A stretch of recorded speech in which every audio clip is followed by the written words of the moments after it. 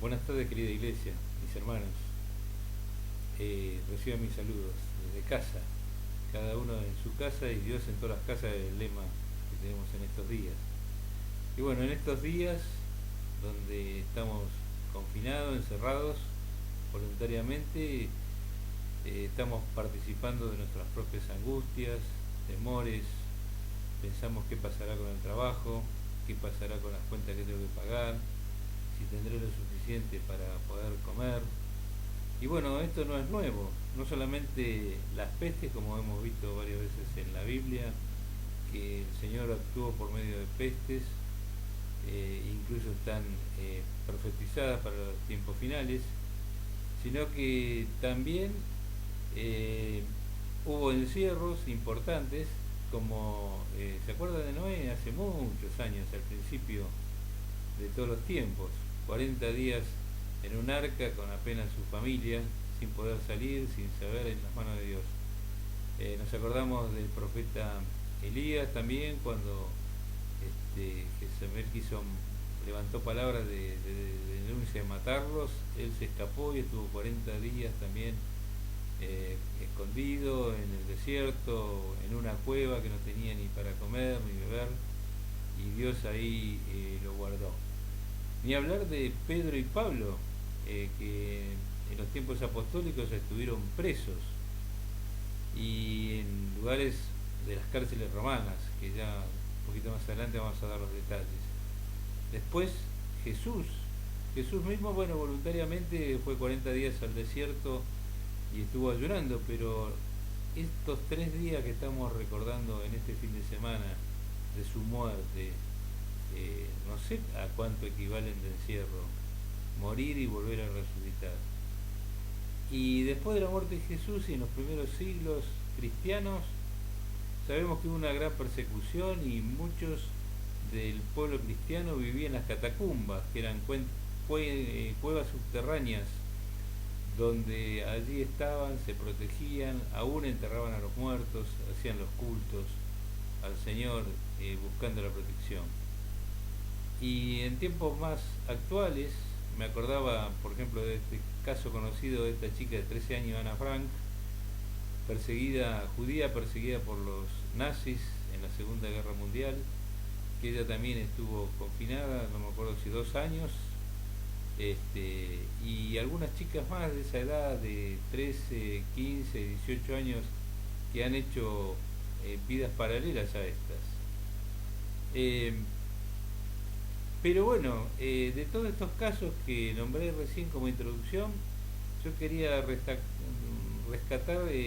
a la vida de Pablo, porque Pablo, eh, si bien estuvo preso, y no estuvo poco tiempo preso, estuvo 4 años preso, él mismo se consideraba que era un embajador en cadenas. O sea, el embajador, que nosotros hoy por hoy conocemos esta figura, en realidad tenía en el tiempo del Señor Jesús un término más profundo. Era como un enviado con plenos poderes para hacer y resolver temas en nombre, en este caso, del reino de los cielos. Y que los apóstoles tenían esa función. Ellos iban en el nombre del Señor Jesucristo, nombrados por Él, a predicar el Evangelio, a formar iglesias, a seguirlas, a cuidar la salud espiritual de cada una de las iglesias y a proclamar la palabra hasta el último de la tierra. Y las aflicciones del encierro, como son la cárcel, las cárceles tenían unas características prácticamente inhumanas en el tiempo de los romanos. Eran oscuras, profundas, tenían más de un piso. A los presos como Pablo los colocaban en lugares bajos. En la planta alta había otro tipo de presos y no había higiene, estaban encadenados, encepados, humillados, no tenían alimentos. Bueno, eso es lo que no tenían.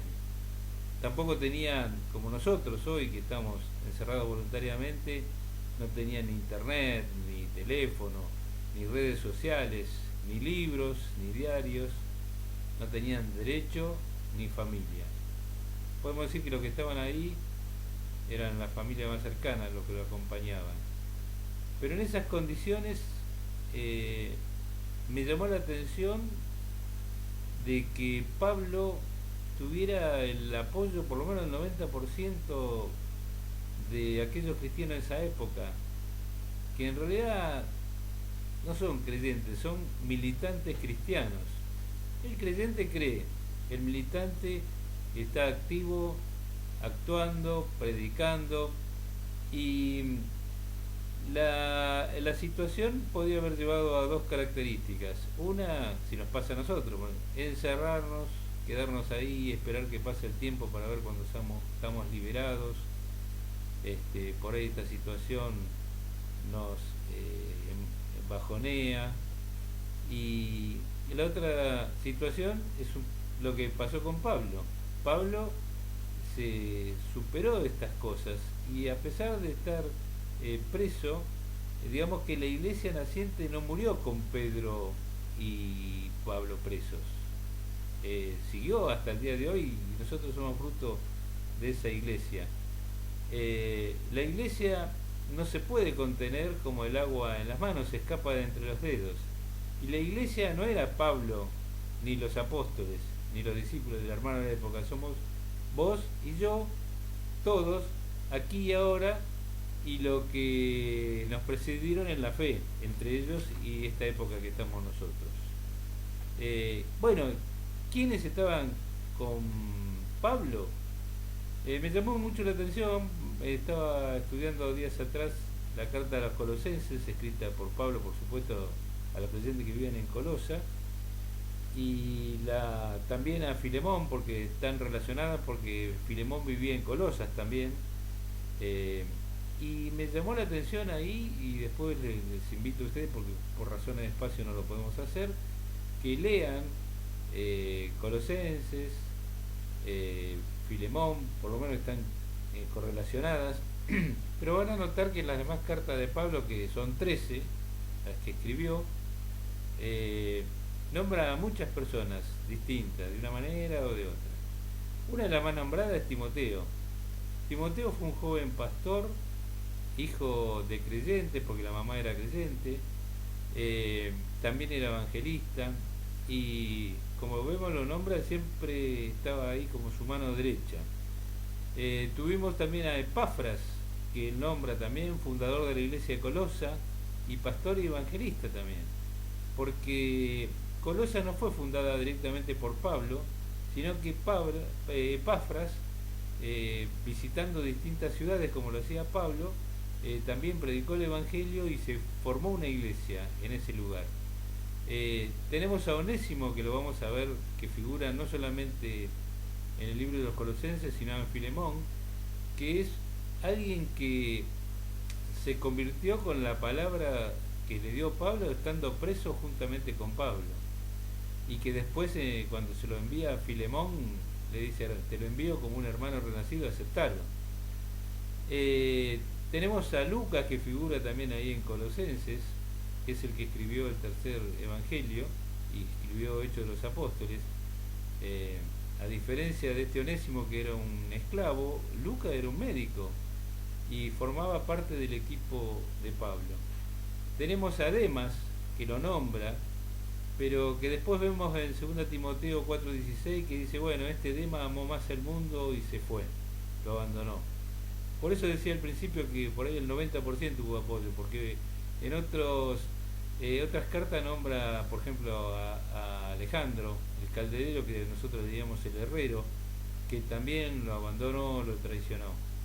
Tenemos a Aristarco, compañero de celda.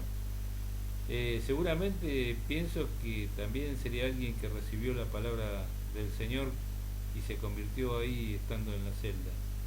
Tenemos casi terminando el capítulo 4 de Colosenses, a alguien que nombra como Jesús el Justo, uno de los pocos judíos que apoyaban la predicación del Evangelio de Jesús y Reina. Y tenemos a Tíquico, que lo nombra como hermano fiel, fiel ministro y consiervo. Bueno, estos son algunos, porque en realidad manda saludos a personas que tienen en su casa, se junta a la iglesia, Y vemos que más allá de la situación del encierro, no los deprimió, ni los encerró, ni se pusieron en la trinchera a esperar que este mal tiempo pase, ni estaban en sus casas encerrados como estamos hoy nosotros esperando que esto pase, a ver cómo me salvo yo, sino que estaban sumamente activos. Su llamado, su visión y misión siguió más allá de sus cárceles, de la cárcel. Con la asistencia del Espíritu Santo y la obra de cada uno de los nombrados y muchos más, y con sus dones, como lo podemos hacer nosotros hoy, llevaron el Evangelio de Cristo hasta el final de la tierra. Y de esta manera, también con este grupo de gentes en distintas ciudades, ¿qué hicieron?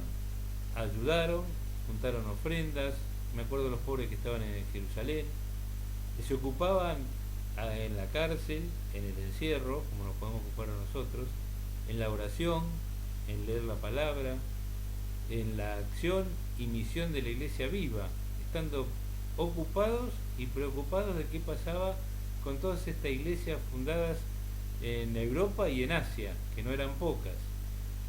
Porque en esa época, especialmente cuando escribe la carta a los Gálatas y en esta Colosenses, había una corriente de judíos que pretendían aún que se vuelvan a la ley, a la circuncisión, y también había otras corrientes que iban a la filosofía y por ahí bajaban el nivel de divinidad que Cristo tuvo y tiene.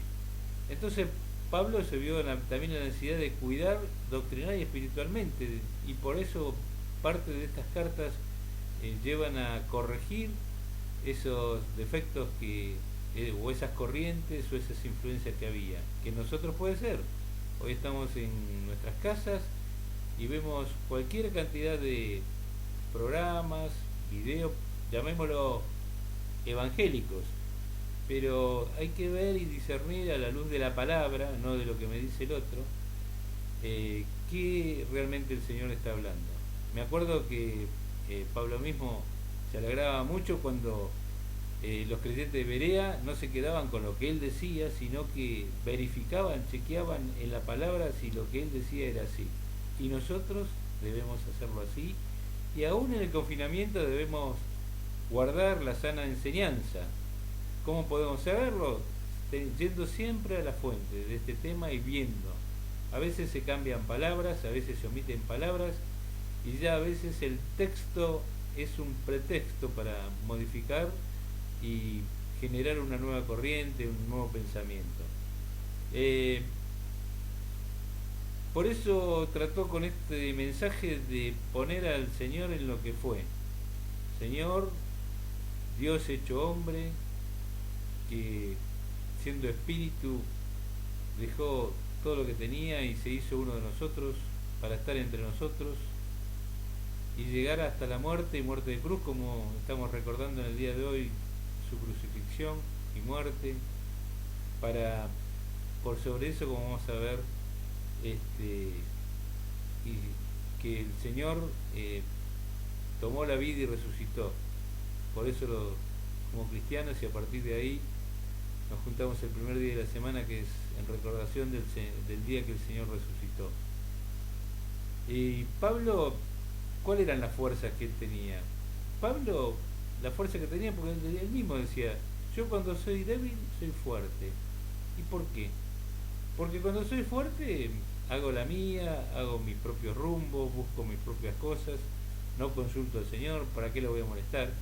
Pero cuando me siento débil, debo recurrir a su asistencia, a la asistencia del Espíritu Santo en mi vida, poner en oración para que Él me ponga su palabra, su voluntad, sus propósitos, abra mis caminos. Por eso, a pesar de esta situación de debilidad en la cárcel, hambriento, necesitado, él estaba por arriba de eso, porque su esperanza estaba en Cristo, y por eso él oraba, cantaba al Señor. Él nos animaba, van a ver la palabra, que nos regocijemos en el Señor siempre, que nos contentemos en cualquier condición, y él sabía bien, estaba en esa condición en ese momento, que podemos estar completos y maduros en Cristo. Él es todo y en todo. Y jamás se olvidó de evangelizar y promover a través de sus colaboradores fieles, como eran todos los que estaban alrededor evangelizando, empezando por Timoteo, y los demás colaboradores. Pero él no se quedó, porque también vemos ahí que estuvo el fruto donde él estaba de evangelizar, cuando nombró a Onésimo, que lo envió de vuelta con su amo, Filemón, porque era un esclavo que se había escapado, o Aristarco, que era su compañero de cárcel, y se lo nombra como compañero porque compartían seguramente también la palabra. Entonces, como conclusión y desafío, hoy que estamos encerrados vos y yo, pero Dios nos convoca a estar por arriba de estas circunstancias y avanzar sobre el campo espiritual del enemigo. Todo lugar que no ocupamos nosotros lo ocupa alguien, es una ley física, ¿no? Y el lugar que no ocupamos como hijos de Dios, aunque estemos en nuestras casas, lo va a ocupar el reino de las tinieblas. Tenemos que brillar ahí donde estamos, tenemos que recordar este buen ejemplo que Pablo nos da, tenemos que dejar esta situación de por ahí alguno le pueda estar viviendo, decir, bueno, ya pasa esto, ya pasa, pero esto, hermanos, mínimo va a tardar de 30 a 60 días para poder estar con libertad y movernos, y por ahí vernos, y por ahí congregarnos. Entonces es mucho tiempo para dejar el campo libre y que no vengan las zorras a minarlo. Somos por elección personal colaboradores de Jesucristo. Y así como fueron Pablo y aquellos hombres y mujeres que sin distinción de edad, porque había un joven Timoteo como un Pedro que tenía sus buenos años, tenemos que ocuparnos de las cosas de arriba, del Señor, del reino, empezando por nuestras vidas cada día. Animémonos, hermanos, a ser parte diaria de este mover de su iglesia aquí y ahora. Así como Cristo un día como hoy se levantó de la tumba, resucitó de las tinieblas y hoy es Rey y Señor sobre el universo y nos hizo libres para cumplir su propósito de unión y hermandad. ¿Qué nos queda? Hacerlo. Que Dios nos bendiga y nos levante, nos sostenga y nos refuerce.